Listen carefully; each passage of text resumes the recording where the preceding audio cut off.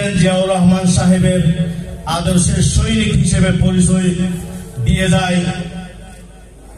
আমার মতো একজন নগণ্য ব্যক্তিকে সম্বর্ধনা দেওয়ার জন্য যে আয়োজন করেছেন, আমি তাদেরকে আমার ব্যক্তিগত পক্ষ থেকে আমি ধন্যবাদ জানাচ্ছি।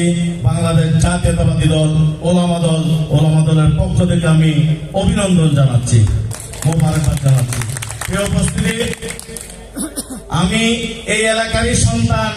আপনারা চিনেন, আল্লাহ পাক রব্বুল আলামিনের অশেষ মেহেরবানিতে, অশেষ দয়ায় আমাকে এমন একটা পর্যায়ে নিয়ে গেছে যেটা আমি নিজে ওইরকম যোগ্যতা অর্জন করি নাই।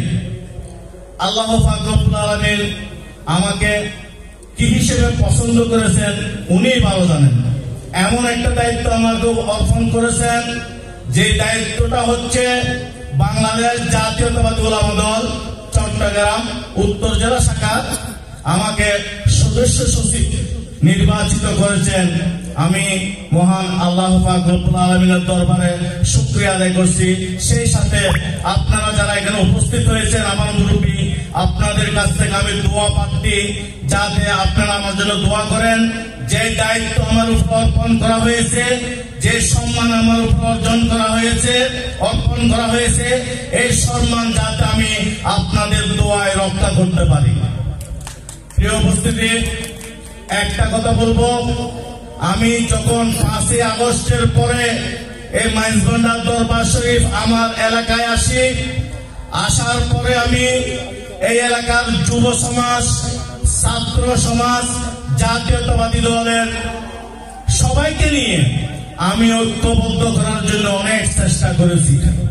প্রিয় উপস্থিতি, একটা কথাই বলবো, আমি এখানে যখন রাজনীতিতে পা বাড়িয়েছিলাম, তখনই আমার একটা উদ্দেশ্য ছিল এই মাইজভান্ডার এলাকা, হযরত আহমদুল্লাহ মাইজভান্ডারির এলাকা, হযরত গোলামুর রহমান মাইজভান্ডারির এলাকা, হযরত শফিউল বশর মাইজভান্ডারির এলাকা, হযরত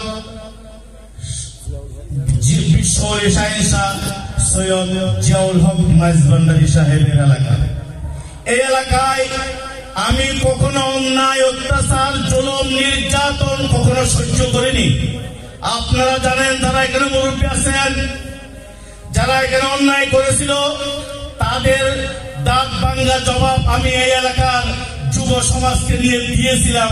আপনারা ভালো করে জানেন, সুযোগ ছিল না, সময় ছিল না।